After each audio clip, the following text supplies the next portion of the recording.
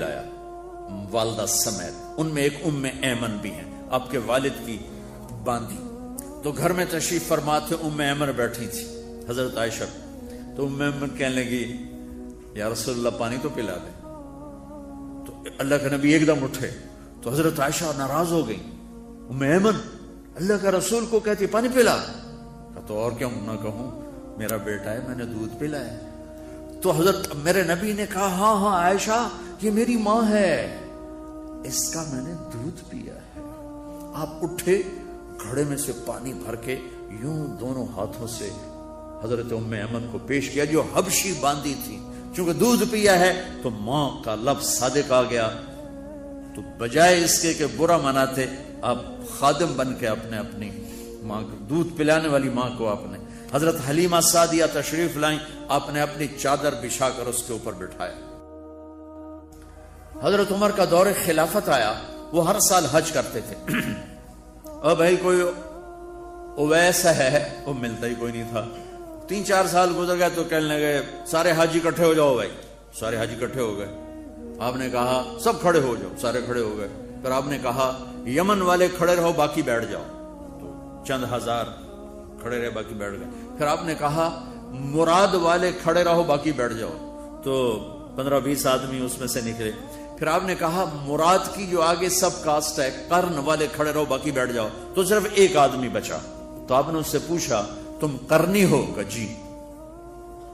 اویس کو جانتے ہو؟ کہ جی میرے بھائی کا بیٹا ہے۔ تو وہ تو تھوڑا سا ایسی ہے دیوانہ سا، آپ کیوں پوچھ رہے ہیں؟ تو حضرت عمر رونے لگے، کہا وہ نہیں تو دیوانہ ہے، کدھر ہے؟ کہا جی عرفات گیا ہے اونٹ چرانے۔ تو حضرت عمر نے علی کو ساتھ لیا اور دوڑ لگا دی عرفات کی۔ وہاں گئے تو حضرت اویس ایک جھاڑی کے نیچے نماز پڑھ رہے تھے، یہ دونوں حضرات آ کے بیٹھ گئے، انہوں نے محسوس کیا 2 بندے آ گئے، نماز مختصر کر دی۔ حضرت عمر نے پوچھا کون ہو میرے بھائی؟ کہا جی مزدور ہوں۔ تمہارا نام کیا ہے؟ کہا جی اللہ کا بندہ۔ کہا ارے بھائی وہ تو سبھی اللہ کے بندے، تیری ماں نے تیرا نام کیا رکھا ہے؟ کہا تم کیوں پوچھ رہے ہو؟ انہیں تو پتہ ہی نہیں تھا کہ عمر ولی۔ کیوں بھائی تسی کون ہو انٹرویو کرنے والے؟ تو مولا علی نے کہا یہ ہیں عمر بن خطاب امیر المومنین اور میں ہوں علی بن ابی طالب۔ پھر وہ ہل گئے، کہنے لگی میں معافی چاہتا ہوں، میں پہلی دفعہ آیا ہوں، مجھے تو پتہ ہی کوئی نہیں ہے۔ تو حضرت عمر نے فرمایا تم اویس بن عامر ہو؟ کچھ کہ اچھا ہاتھ اٹھاؤ ہمارے لیے دعا کرو۔ وہ کہنے لگے آپ کیا کہہ رہے ہیں، یہ آپ کیا کہہ رہے ہیں، میں آپ کے لیے دعا کروں گا؟ میری کیا اوقات ہے؟ کہا ہاں ہمیں ہمارے نبی نے فرمایا تھا عمر علی جنت میں تیرا گھر میرے گھر کے سامنے ہوگا، اس کے بعد کسی کی دعا کی ضرورت ہے؟ عمر میں نے جنت میں محل دیکھا، میں نے پوچھا کس کا ہے؟ مجھے کہا گیا قریشی کا ہے، میں سمجھا میرا ہے، جانے لگا تو کہا گیا عمر بن خطاب کا ہے، ان کو اویس کی دعا کی ضرورت ہے؟ میدان عرفات میں 1.25 لاکھ صحابہ کے ساتھ آپ اونٹ پہ تشریف فرما ہے، اونٹنی پر، تو آپ نے فرمایا اس وقت میرا اللہ میرے صحابہ پہ فخر کر رہا ہے اور عمر پہ خاص طور پہ فخر فرما رہا ہے۔ ہمیں پیغام دینا تھا، آنے والے زمانوں میں یہ ہونا تھا۔ سبحان اللہ۔ امام ابو حنیفہ کا نام تو سب کو معلوم ہے نا، ایک اور عالم بتاتا ہوں، عبد الرحمن بن ابی لیلہ، ان میں علمی کھٹ پٹ تھی بہت زیادہ، آپس میں بنتی نہیں تھی۔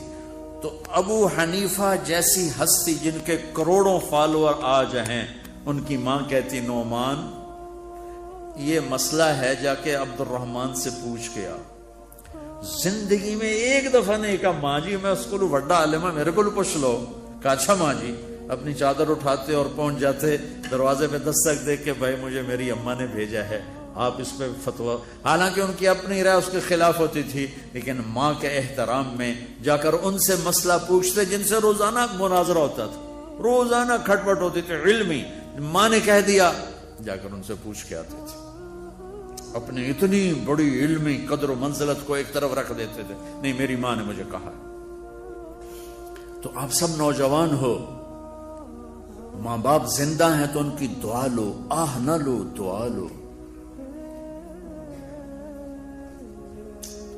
مجھے یاد آیا میرے والد رحمت اللہ علیہ کہ ایک دفعہ مجھے خط آیا کہ جب پیسے ختم ہوتے ہیں اسی وقت ہی تمہارا خط آتا ہے کہ پیسے بھیج دو، کبھی آگے پیچھے بھی بتا دیا کرو زندہ ہیں کہ مردہ ہیں۔ تو تعلق ہی نہیں تھا، صرف پیسے تک تھا، بھی پیسے ڈال دو پیسے۔ اب تو خط کی ضرورت نہیں ہے، فون پہ ہو جاتا ہے، اس وقت یہ خط ہوتے تھے۔ تو میرے والد نے گلے کا خط لکھا، مجھے افسوس ہونا چاہیے تھا، میرے اوپر جوں بھی نہیں رہی۔ ہم نے والدین کی عظمت کو پڑھا ہی نہیں ہے، وہ تو در مصطفیٰ سے یہ چیز ملتی ہے، محمد مصطفیٰ کے در سے یہ سبق ہمیں مل رہا ہے۔ ایک بدو آئے، ایک صحابی آئے، یا رسول اللہ میرا باپ میرے مال کو خرچ کر دیتا ہے، مجھ سے پوچھتا نہیں ہے۔ تو ہم نے کہا بلاؤ اسے۔ ان کو جب بلایا گیا تو اس نے پوچھا کیوں بلا رہے ہیں؟ کہ تیرے بیٹے نے شکایت کی۔ تو ان کو اتنا دکھ ہوا، انہوں نے چند اشعار پڑھے دل ہی دل میں، زبان پہ نہیں، دل ہی دل میں، اور مجلس میں آ گئے۔ جب پہنچے دربار رسالت تو جبریل آئے ہوئے، یا رسول اللہ اللہ تعالیٰ کہہ رہے ہیں اس کا مسئلہ بعد میں سنیں، اس سے کہیں وہ شعر سنا جو تو نے بیٹے کے گلے میں کہے ہیں، اور اب تیری زبان سے ادا نہیں ہوئے پر تیرے اللہ نے سنے۔ تو آپ نے اس سے فرمایا اچھا بھائی تیری گل تو میں بعد سنوں گا، تو پہلے میں نے شعر سنا۔ میں نے کہا اشہد انک رسول اللہ، میں گواہی دیتا ہوں آپ اللہ کے رسول ہیں۔ یا رسول اللہ میں نے دکھ میں چند اشعار زبان سے نہیں دل ہی دل میں دہرائے تھے، اور آپ کے رب نے عرشوں پہ سنا، واقعی آپ کا رب بھی سچا اور آپ بھی سچے۔ آپ نے کہا کیا کہا تھا؟ فَغَدَوْكَ مَوْلُودًا وَمُنْتُكَ يَافِعًا تَعُلُّ بِمَا أَجْنِي عَلَيْكَ وَتَنْهَلُ وَإِذَا زَاقَتْكَ بِالسَّقْمِ لَمْ أَبِدْ لِسَقْمِكَ إِلَّا سَاهِرًا أَتَمَلْمَلُ كأني أنا المتروك دونك بالذي تركت به عيني وعيني تحمل تخاف الردى نفسي عليك وإنها لتعلم أن الموت وقت مؤجل فلما بلغت السن والغاية التي إليها مدى ما فيك أؤمل جعلت جزائي غلظة وفظاظة كأنك أنت المنعم المتفضل فإن لم تروا حق أبوتي فعلت كما الجار المجاور يفعل۔ میرے نبی کے ٹپ ٹپ آنسو، کہا میرے بیٹے جس دن تو پیدا ہوا ہم نے اس دن اپنی ذات کے لیے جینا چھوڑ دیا، ہم نے تیرے لیے زندگی کا سفر شروع کیا، تجھے ٹھنڈی چھاؤں میں بٹھانے کے لیے گرم ہواؤں سے لڑا، تمہیں ٹھنڈی ہواؤں سے بچانے کے لیے برفانی راتوں میں کام کیا، تیری ایک مسکراہٹ دیکھنے کے لیے ساری ساری رات تڑپا، ساری ساری رات اپنے آپ کو کوہلو کے بیل کی طرح اپنی ساری جوانی کا رس نچوڑ کے تیری ہڈیوں میں ڈال دیا۔ میں بوڑھا ہوتا گیا، تو پروان چڑھتا گیا، میری کمر جھک گئی، تیری کمر اٹھ گئی، میری ٹانگوں سے جان نکل گئی، تیری ٹانگیں مضبوط ہو گئی، میرے ہاتھ کانپنے لگے، تیرے ہاتھ مضبوط ہوئے، میں لڑکھڑانے لگا، تو اترانے لگا، تو مجھے خیال آیا کہ جیسے میں اس کے لیے دھکے کھاتا تھا، اس کی زندگی کی دعائیں مانگتا تھا، اس کے لیے تڑپتا تھا، چلو آج میرا یہ سہارا بنے گا۔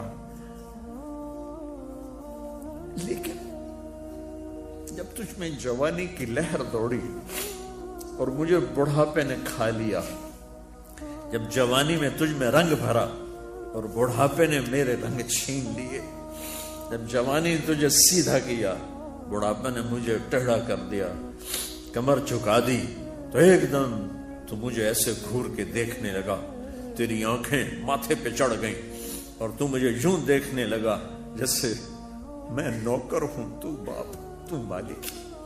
تو میں نے اپنی 30 سالہ زندگی کو جھٹلا دیا کہ ہاں میں باپ نہیں ہوں، میں نوکر ہوں، یہ میرا سردار ہے، اگر یہ بیٹا ہوتا تو یوں تو نہ کرتا۔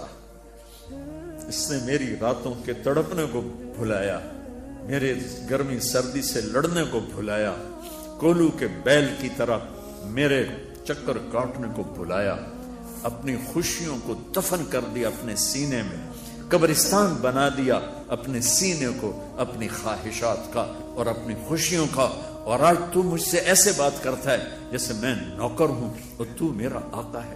اچھا میرے بیٹے میں نوکر سے ہی تو سب، پر میں تیرا پڑوسی تو، بندہ پڑوسی سے پوچھ ہی لیتا ہے کیا حال ہے، کوئی ضرورت تو نہیں، اتنا ہی پوچھ لیتے۔ دیکھو میں آج رو رہا ہوں، یہ بڑے دردناک اشعار ہیں، میری اردو میں اتنی وسعت نہیں ہے کہ میں ان اشعار کا درد سمجھ سکوں اردو کے الفاظ میں، لیکن اتنا بتاتا ہوں کہ میرے نبی روتے روتے ہچکی لگی، اتنا روئے۔ اور آپ نے اس بچے کے گریبان کو یہاں سے پکڑ کر دفع ہو جا، میری نظروں سے دور ہو جا، انت و مالک لابیک، تیرا سب کچھ تیرے باپ کا ہے۔ یہی باپ آج تمہارے ہاتھوں ذلیل ہو رہے ہیں، یہی باپ آج تمہاری آنکھوں کو۔ ایک بچہ اپنے باپ سے کہہ رہا تھا، میں بھی بیٹھا تھا، تو آج تک میرے واسطے کی کیتا ہے؟ بہت پرانی بات ہے لیکن میں اب رو رہا ہوں۔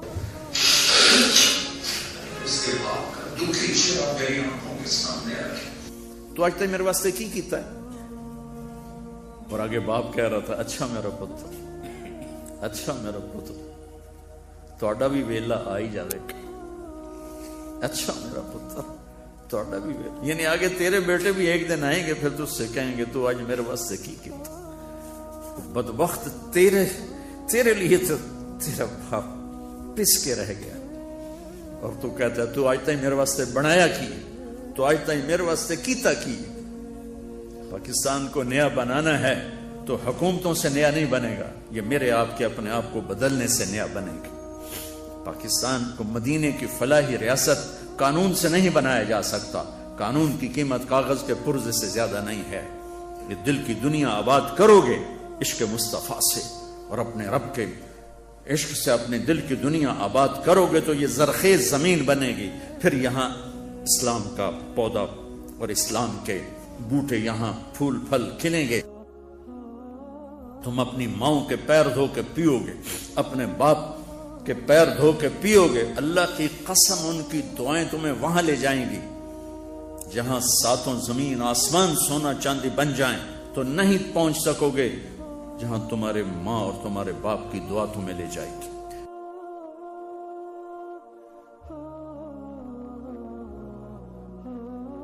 پھر تمہارے ساتھ ڈاکٹری کا پیشہ ہے، تم کل کو ڈاکٹر بننے والے ہو، علم طب خدمت کے لیے ہے، کاروبار نہیں ہے۔ اور میں یہاں بھی رو کے کہہ رہا ہوں کہ میرے دیش کے ڈاکٹر تاجر بن چکے ہیں، ڈاکٹر نہیں ہیں بلکہ ایجنٹ ہیں، کمپنیوں کے ایجنٹ ہیں۔ ہاتھ جوڑ کے معافی مانگ کے کہتا ہوں، میرے دیش کے ڈاکٹر کمپنیوں کے ایجنٹ ہیں، انہیں کمپنیاں خرید چکی ہیں، وہ نوکر ہیں، وہ اپنے ضمیر کو بیچ چکے۔ 100 میں 99 ڈاکٹر یہی کچھ کر رہے ہیں۔ کوئی ایک مسعود گوندل جیسے، رانجے جیسے، یہ جو آپ کے سامنے حضرات بیٹھے ہوئے ہیں، جو میں 100 میں 1 کہہ رہا ہوں کہ جنہوں نے اس کو اپنی عبادت بنایا ہے، ورنہ آج میرے ہسپتال، میرے ڈاکٹر، میرے ملک کے کلینک وہ کاروباری ادارے ہیں۔ صرف تم نے سفید گاؤن پہنا ہے اور انارکلی کے تاجر نے ویسٹ کوٹ پہنا ہوا ہے، دونوں کے اندر میں تاجر چھپا ہوا ہے۔ میرے دیش کا ڈاکٹر مریض کو مریض نہیں دیکھتا، کسٹمر دیکھتا ہے، لیبارٹری والوں سے الگ شیئر لے رہا ہے، کمپنی والوں سے الگ اپنے مطالبے پورے کر رہا ہے، اور چند ٹکوں پہ اپنی غیرت کو بیچ کے بیٹھا ہوا۔ اور بھی دکھ ہیں زمانے میں محبت کے سوا، راحتیں اور بھی ہیں وصل کی راحت کے سوا۔ میرے نبی نے فرمایا اللہ قیامت کے دن پوچھے گا ایک آدمی سے، یہ ابن آدم مرضت فلم تعدنی، میرے بندے میں بیمار تھا تو نے میرا حال کیوں نہ پوچھا؟ وہ کہے گا یا اللہ تیرا حال، تو بیمار، تو بے عیب ذات، تو کیسے بیمار ہو سکتا ہے؟ تو اللہ تعالیٰ فرمائیں گے اما علمت ان عبدی الفلان مرض لو عدته لوجدت ذلك عندي، تجھے پتہ نہیں چلا تھا میرا فلاں بندہ بیمار ہے؟ فلاں مسلمان کی بھی قید نہیں لگائی، رابعہ بصری کی قید نہیں لگائی، جنید بغدادی کی قید نہیں لگائی کہ میرا نیک بندہ فلاں، چاہے یہودی، چاہے عیسائی، چاہے دہریہ، چاہے مسلمان ہو کے چرسی بھنگی جواری شرابی کا بیمار تھا، اگر تو اس کا حال پوچھتا تو ایسا تھا جیسے تو نے میرا حال پوچھا۔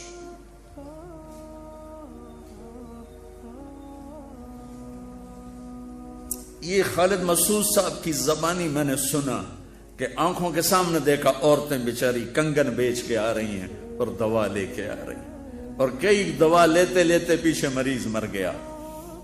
یہ رانجھا کو میں مسیحا کہتا ہوں، یہ دو مسیحا تھے، یہ پوری ایک ٹیم بنی جنہوں نے 5 سال یہاں مفت علاج کیے اور حجت قائم کی سارے ڈاکٹروں پر، قیامت کے دن یہ تمہیں پکڑیں گے اور ان سارے ڈاکٹروں کا گریبان پکڑیں گے جنہوں نے طب جیسے عظیم الشان شعبے کو کاروبار بنا دیا، تجارت بنا دی۔ تو ادھر ادھر کی نہ بات کر، یہ بتا کہ قافلہ کیوں لٹا، مجھے راہزنوں سے گلا نہیں، تیری راہبری کا سوال ہے۔ بچو اللہ سے مانگو، اللہ تمہیں ڈاکٹر بنائے، تاجر نہ بنائے، اللہ تمہیں بکنے والا نہ بنائے۔ یہ پینسل دیکھ رہے ہو، کینیڈا میں ڈاکٹر عبدالقیوم پاکستانی ہے، لیکن 5 بڑے ڈاکٹروں میں ان کا شمار ہے، پارکنسن کے 5 بڑے ڈاکٹروں میں ایک۔ میں ان کے ساتھ بات کر رہا تھا تو باتوں باتوں میں پاکستان کی میڈیکل کا تذکرہ شروع ہوا، تو انہوں نے یہ بال پوائنٹ اٹھائی اور مجھ سے کہا مولانا یہ ایک پینسل میں کسی میڈیکل ریپ سے لے لوں تو میں بلیک لسٹ ہو جاؤں گا، میں پریکٹس نہیں کر سکتا۔ میں وہاں بھی رویا تھا، یہاں بھی رو رہا کہ میرا ڈاکٹر تو سب کچھ بیچ چکا ہے۔ ایک امریکہ کے ٹرپ پر، ایک آسٹریلیا کے ٹرپ پر، ایک گاڑی پر، ایک کلینک کو فرنش کرنے پر، کیا موت کے بعد زندگی کوئی نہیں؟ قبر سے زندگی کا سٹارٹ نہیں ہے؟ حشر کے دن اللہ کے سامنے نہیں آنا، اللہ کے نبی کے سامنے نہیں آنا؟ بچوں کے لیے کر رہے ہیں، حسن حسین سے بڑے ہو، ہیں میرے بچے، ہائے حسن کے زہر میں تڑپتا میرا نبی دیکھ رہا ہے اور حسین کی گردن کٹتے میرا نبی دیکھ رہا ہے اور دھاڑ دھاڑ رو رہا ہے، دعا نہیں کی۔ ام سلمہ سے فرمایا آج ایک فرشتہ آ رہا ہے ملنے، دروازے پہ کھڑی ہو جاؤ، کوئی اندر نہ آئے۔ اتنے میں حسین آئے کھیلتے ہوئے، اندر جانے لگے، انہوں نے روک لیا، وہ رونے لگے تو انہوں نے چھوڑ دیا۔ تھوڑی دیر میں اندر سے میرے نبی کے تڑپ تڑپ کے رونے کی آواز، بل بلا کے۔ حضرت ام سلمہ بھاگ کے گئیں تو دیکھا آپ نے حسین کو سینے سے لگایا ہوا اور یوں اس طرح، یہ مجھے دیکھو، پوری باڈی ایسے ہل رہی تھی اور آپ پھوٹ پھوٹ کے رو رہے تھے۔ آپ فرمایا میرے جنت کے 2 پھول، میری جنت کی ٹہنیاں، میری بہار، میری دنیا کی بہار حسن اور حسین، میرے جنت کے 2 پھول حسن اور حسین۔ آپ نے ام سلمہ نے پوچھا یا رسول اللہ آپ کیوں رو رہے ہیں؟ کہا ام سلمہ یہ فرشتہ مجھے کہہ رہا ہے میری امت میرے اس لال کو ذبح کر دے۔ اور پھر ام سلمہ ہی زندہ رہیں 61 ہجری تک، باقی سب ازواج مطہرات فوت ہو گئیں۔ تو ام سلمہ نے عصر کے وقت دیکھا، سوئے ہوئے اللہ کے نبی کو دیکھا کہ بال بکھرے ہوئے، پگڑی نہیں ہے، مٹی پڑی ہوئی ہے، داڑھی میں مٹی پڑی ہوئی ہے، چہرہ پیلا زرد ہے۔ پوچھتے ہیں یا رسول اللہ کیا ہوا؟ کہا حسین کو قتل ہوتے دیکھ کے آ رہا۔ تمہارے بچے تمہاری قبر میں جائیں، یہ فاتحہ پڑھنے بھی نہیں آئیں گے۔ بچوں کے لیے کر رہا ہوں، کتنے مریضوں پر ظلم و ستم ڈھا کے اگر تم بچوں کے لیے کر رہے ہو تو یہی بچے تمہاری قبر پر بھی نہیں آئیں۔ اور اللہ کی قسم کسی مریض کی دعا تمہیں لگ گئی، تمہاری 7 پشتیں نہاد ہو جائیں گی۔ دعاؤں سے جو کام بنتے ہیں پیسے سے نہیں بنتے۔ میرے نبی نے اپنی اولاد کو ذبح ہونا قبول کی۔ جب آپ دنیا سے تشریف لے جا رہے تھے 12 ربیع الاول 7 جون 632 عیسوی 11 ہجری چاشت کے وقت میں آپ نے اپنی ساری بیگمات کو بلا کر بڑے سکون کے ساتھ رخصت فرما دیا۔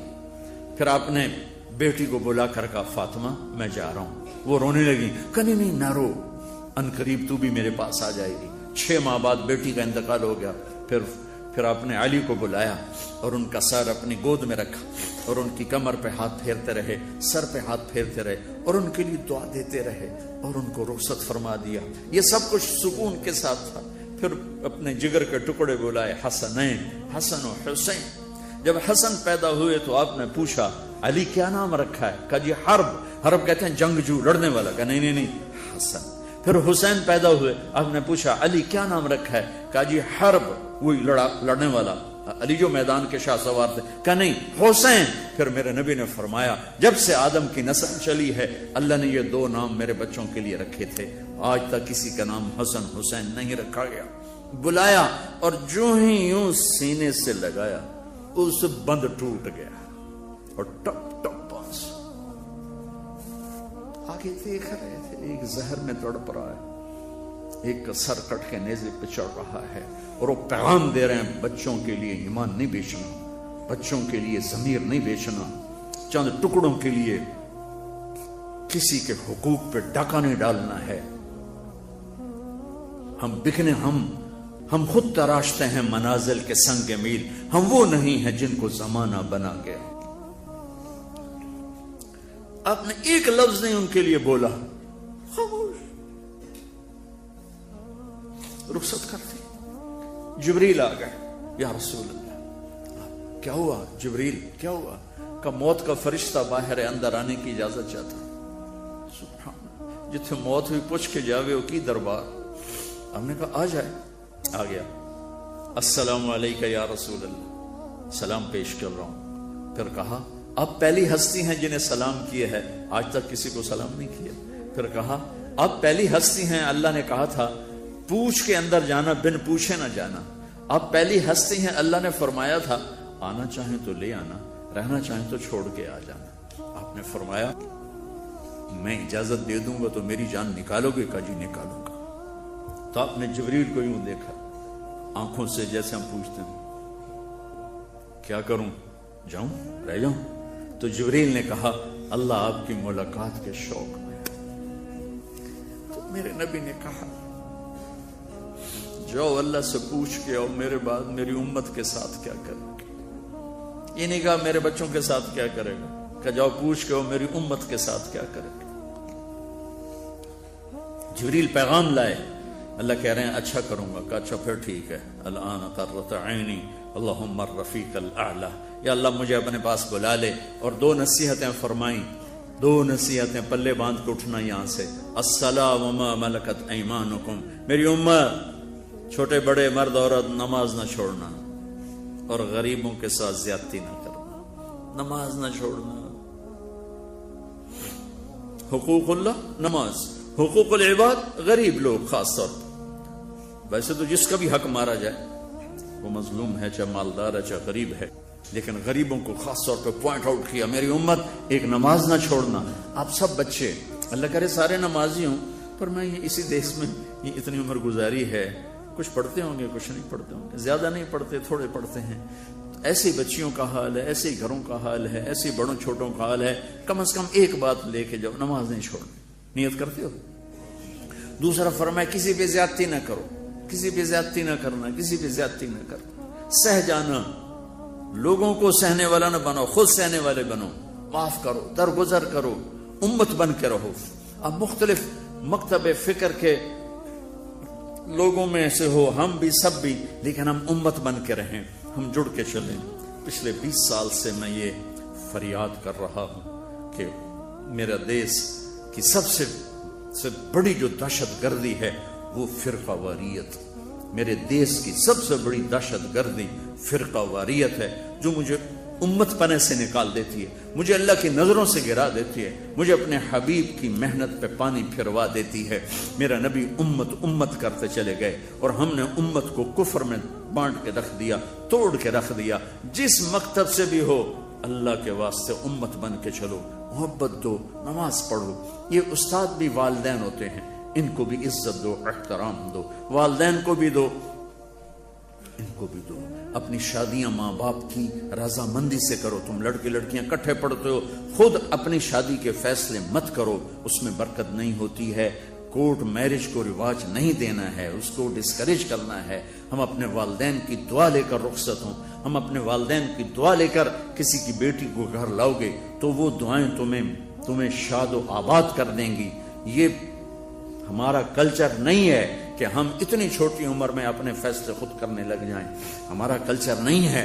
ہاں والدین سے کہتا ہوں کہ اولاد کی رائے کو ضرور اس میں داخل کرو. پوچھو، بچی سے پوچھو، بچے سے پوچھو.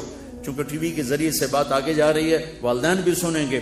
والدین کے ذمہ ہے اپنے بیٹے سے پوچھیں بیٹا یہاں کر دیں آپ کی شادی. اگر بیٹا کہے کہ نہیں کرنا چاہتا تو وہ بیٹا نافرمان نہیں، اللہ کے واسطے اسے مجبور نہ کرو.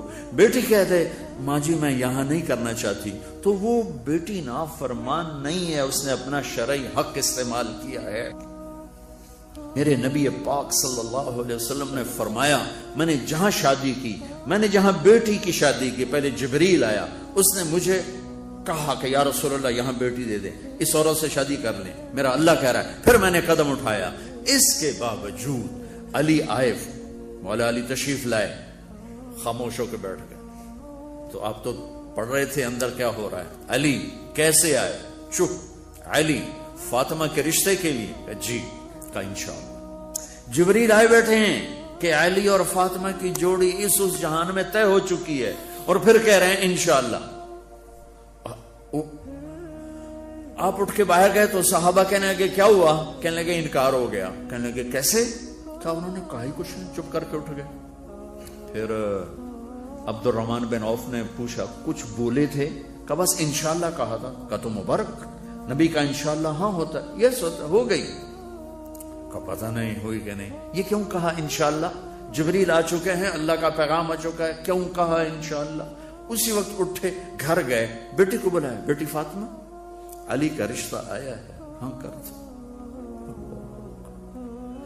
اللہ یا رسول اللہ، آپ ہمیں کیا زندگی سکھا کر گئے اور کیسے اٹھا کے کوڑے کے ڈھیر پر پھینک دیا. بیٹی علی کا رشتہ آیا ہے، ہاں کر دو. یہ تو آج کی بیٹیاں انکار نہیں کرتی، بیچاری چپ کر کے چلی جاتی ہیں.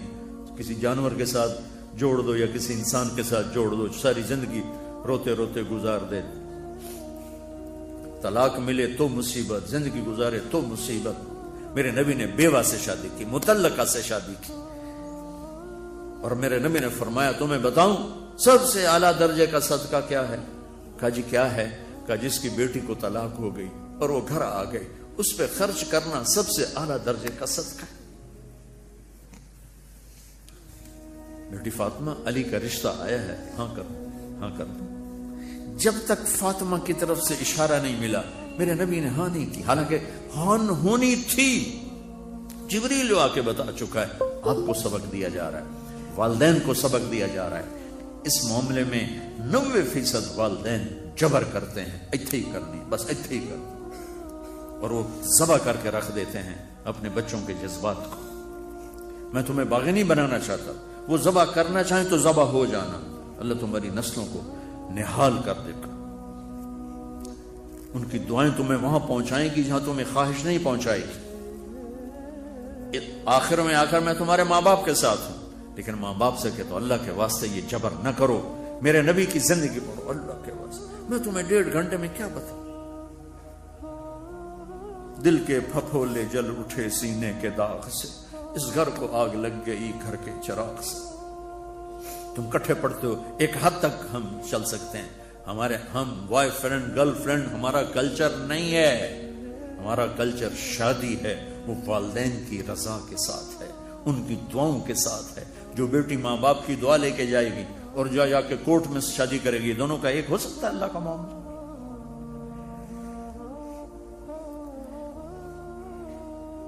سیکھو بچوں، زندگی سیکھو.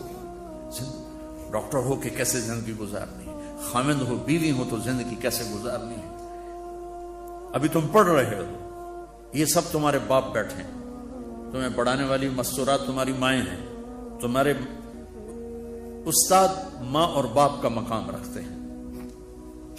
جن والدین نے جنا وہ بھی ہمارے لیے، اور جو ہمیں پڑھا. مولا علی عالم الناس فی العالم، میرے نبی کے بعد سب سے زیادہ علم والے، اور کہتے ہیں جو مجھے ایک حرف پڑھا دے میں اس کو نوکر ہوں. لفظ نہیں کہا، لفظ نہیں کہا، ایک حرف. اور حرف کے ساتھ شریعت کو نہیں جوڑا، شریعت کا ایک حرف پڑھا دے. کا ایک حرف چاہے دین کی علم کا چاہے دنیا کے علم کا پڑھا دے، میں نوکر ہوں، جہاں مرضی چاہے بیچ. تو اپنے استادوں کو ماں کا مقام، باپ کا مقام دو، ماں کا مقام دو، عزت دو، اس سے اللہ تمہیں وہ علم دے گا جو کسی کو بھی نہیں ملے گا۔ نماز کا اہتمام کرو، آپس میں جوان ہو، لڑے ہوئے ہو گئے، کسی نہ کسی سے تمہارا بائیکاٹ ہوگا، تو میری گزارش ہے یہاں سے اٹھ کر صلح کر لینا۔ اللہ کو پسند نہیں ہے کہ آپس میں لڑے ہوئے ہوں اور بول چال بند ہو۔ کوئی زیادتی کرے معاف کرنا سیکھو، تم سے زیادتی ہو جائے معافی مانگنا سیکھو۔ یہ میرے نبی کی عظیم و شان سنت ہے، معاف کرنا۔ 21 سال قتل کرنے والوں کو آپ نے کہا جاؤ معاف کیا، مکے والے۔ ایک جگہ آپ لیٹے ہوئے تھے، ایک بدو آیا، اس کا نام تھا غورس، آپ کی تلوار لٹکی تھی، یوں اٹھائی اور آپ کو پسلی میں ماری، یہاں آپ اٹھ کے بیٹھ گئے تو اس نے تلوار سیدھی کر دی، تو کون بچائے گا؟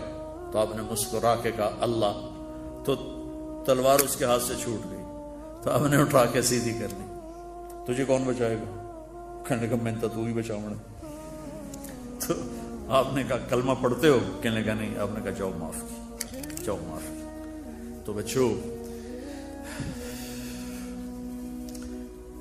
میں کتنا کچھ سنا سکتا ہوں، میں تمہیں ٹپس ہی دے سکتا ہوں۔ یہ ایک پوری زندگی کی ترتیب ہے، اپنے نبی کی زندگی پڑھو۔ خاص طور پر آپ نے زندگی کیسے گزاری، باپ بن کے، بیٹا بن کے، بھائی بن کے، اور خاص طور پر خامن بن کے آپ نے زندگی کیسے گزاری، یہ پڑھو پڑھو، اور اپنے نبی کا، اپنے رب کا قرآن پڑھو، اور اپنے اس لائن پر محنت کرو۔ ڈاکٹر بننا، تاجر نہ بننا، اور جب اللہ موقع دے تبلیغ میں وقت لگانا۔ جب آپ کا کوئی وہ لانگ ویکنڈ آ جائے تو اس پہ آپ 3 دن لگا لیا کرو تبلیغ میں، تو انشاءاللہ آپ کو بہت نفع ہوگا۔ اور آپس میں لڑے ہوئے صلح کر لینا، ٹھیک ہے؟ نیت کرتے ہو؟ اللہم لک الحمد کما انت اہلہ، فصلی علی محمد کما انت اہلہ، وفعل بنا ما انت اہلہ، انک اہل التقوی و اہل المغفرہ۔ یا اللہ، ہم تیرے بڑے حقیر بندے ہیں، تو نے سمجھایا ہم کوئی نہ سمجھے، تو نے بلایا ہم نے پلٹ کے نہ دیکھا، تو نے روکا ہم نے سارے بیریئر توڑ دیے۔ آج ہم اپنے گناہوں کا اعتراف کرتے ہیں، تیری بارگاہ میں منت کرتے ہیں، یا اللہ ہمیں معاف فرما۔ میرے دیس کی کشتی ڈاؤن ڈول ہے، حج کو لے کھا رہی ہے، چاروں صوبے اپنی جگہ سے ہلے ہوئے ہیں، تو اپنی غیبی مدد سے ہماری تائید فرما، ہماری مدد فرما۔ یہ ہمارا سرمایہ تیرے سامنے ہے، یہ بچے بچیاں، یہ کل کے اس ملک کے کھیونہار ہیں، انہیں تقوی نصیب فرما، پاک دامنی نصیب فرما۔ میرے مالک، تو نے یہ دیس دیا تھا کہ تیرا دین زندہ کریں گے، لا الہ الا اللہ پر اس کو اٹھائیں گے، ہم ہی نے اس سفینے کو ڈبو کے رکھ دیا۔ آج ہم تیری محنت کرتے ہیں، ہمیں ایسے رہنما نصیب فرما جو اس کشتی کو طوفان سے نکال کر کنارے تک لے آئے۔ ہمیں ایسے رہنما نصیب فرما جو اس بھٹکی ہوئی قوم کو راستے پر لا سکے۔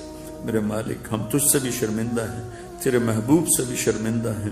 یا اللہ، تجھے تو ایک ہائے پر ہی تو خوش ہو کر سارے گناہ معاف کر دیتا ہے، ہم بھی تیرے سامنے اپنے گناہوں پر نادم ہو کر ہائے کرتے ہیں، ندامت کے آنسو بہاتے ہیں، ہمیں معاف فرما دے یا اللہ۔ ہم تیری جہنم کو نہیں سہ سکتے، ہم موت کی سختیوں کو نہیں سہ سکتے، سکرات کی سختیوں کو نہیں سہ سکتے، قبر کے اندھیروں کو، قبر کے جھٹکوں، قبر کے سامنے کو نہیں سہ سکتے، تیری جہنم کی آگ کو برداشت نہیں کر سکتے۔ یا اللہ، دنیا کی ذلتوں سے بھی بچا اور آخرت کی ذلتوں سے بھی بچا، ہمیں ایسوں کے حوالے نہ کرنا جو ہمیں تباہ و برباد کر، ہم پر ایسے نہ مسلط کر دینا میرے مولا جو ہماری عزتوں سے کھیلے، ہماری عزت کی قبا چاک کرے، دامن دار دار کر۔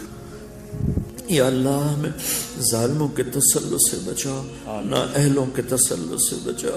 یا اللہ، آسانیاں نصیب فرما، اچھی زندگی نصیب فرما، خوشحال زندگی نصیب فرما۔ تو نے ماں کی گود میں ہمیں یہ کلمہ توحید دیا، ہماری ماؤں نے ہمیں اللہ اللہ سکھایا، ہماری ماؤں نے ہمیں لا الہ الا اللہ سکھایا۔ جب قبر کے پیٹ میں جانے کا وقت آئے تو یہ دولت ہمارے ساتھ ہو، ہم سے واپس نہ لے۔ آمین۔ ہم اپنی طاقت سے مسلمان نہیں، ہم آج تک اپنی طاقت سے ایمان پہ باقی نہیں، اور اپنی طاقت کے ساتھ ہم ایمان پر مر نہیں سکتے، تیری توفیق سے ہوگا۔ یا اللہ، جتنوں نے ہاتھ اٹھائے ہوئے ہیں اور پورے حبیب کی امت گناہگار ہیں، نافرمان ہیں، فرما بردار ہیں، کلمہ واپس نہ، یہ نعمت واپس نہ لینا، قبر کی گود میں جائیں تو کلمے کے ساتھ جائیں، منکر نکیر بھی واپس چلے جائیں، ہمارے ایمان کو دیکھ کر وہ ہم سے حساب بھی نہ لیں، قبر کے اندھیروں سے ہماری حفاظت، میدان معاشر میں تیری جہنم آئے گی چنگھاڑتی ہوئی، تیری جنت آئے گی مہکتی ہوئی، تیرا ترازو آئے گا، پل سرات آئے گا، پھر تو بھی آئے گا، تو اعلان کرے گا وامتاز الیوم ایھا المجرمون، اے مجرموں آج الگ ہو جاؤ، یا اللہ تیری عزت کی قسم ہم بڑے گناہگار ہیں، مجرم ہیں، پر ہمیں مجرموں میں کھڑا نہ کرنا، ہمیں ہتھ کڑیاں نہ لگانا، ہمیں بیڑیاں نہ پہنا، ہمیں دھوپ میں نہ کھڑا کرنا، میرے مولا اپنے نیک بندے بندیوں کے پیچھے جگہ دے، دنیا کی ذلت سے بھی بچا اور آخرت کی ذلت سے بچا، ساری زندگی لوگ ہمیں نیک سمجھتے، یا اللہ ہمارے پردے چھپنا، ہمیں ستر پوشی کرنا، یا آج تک تو نے یہاں ہمیں چھپایا ہوا ہے اور لوگوں کے دل میں محبت ڈالی ہے، یا تو یہ پردہ پوشی اب قیامت کے دن اور خوبصورت کر دینا، جب تیرے نبی کی بارگاہ میں پیش ہو، ہمارے گناہوں کی ان کو خبر نہ لگنے دے، یا اللہ وہ پہلے ہی بڑے دکھی ہیں، ان کی امتی کی درد بری فریاد ابھی سے ہمارے کانوں میں گونج رہی ہے، جب ساری دنیا نفسی نفسی پکارے گی، جب سارے نبی نفسی نفسی پکاریں گے، یہ واحد تیرے حبیب ہوں گے جو امتی پکاریں گے، یا اللہ ہم نے ان کی وفا کے بدلے میں بڑی جفا کی ہے، ہمیں معاف کر دے، ہمیں معاف کر دے، ہم ان سارے بچوں کو لے کر تیری بارگاہ میں حاضر ہوئے ہیں، یہ اچھے برے نیک بد سارے جمع ہیں، اور تجھے آنسو پسند ہے میرے مولا، کسی بچے بچی کی آنکھ کا نکلا وہ آنسو پسند فرما لے، اور امت کو معاف کر، ہمیں اس دن کی بیڑیوں سے بچا، ہتھ کڑیوں سے بچا، اللہ جہنم کی آگ سے بچا، کسان بچھوں سے بچا، رسوائیوں سے بچا، ذلتوں سے بچا، پستیوں سے بچا، جب ہم آئے تو تو ہمیں مسکرا کے ملے، جب ہم آئے تو تو ہمیں مسکرا کے ملے، جب پل صراط پہ آئیں تو وہ چوڑی موٹر وے بن جائے، جب ہم جنت میں جائیں تو تیرے حبیب کا پڑوس ملے، ان کے ہاتھوں سے جام کوثر ملے، ان سارے بچوں بچیوں کا مستقبل اچھا کر دے، انہیں بہترین ڈاکٹر بنا، انہیں بہترین لیڈی ڈاکٹر بنا،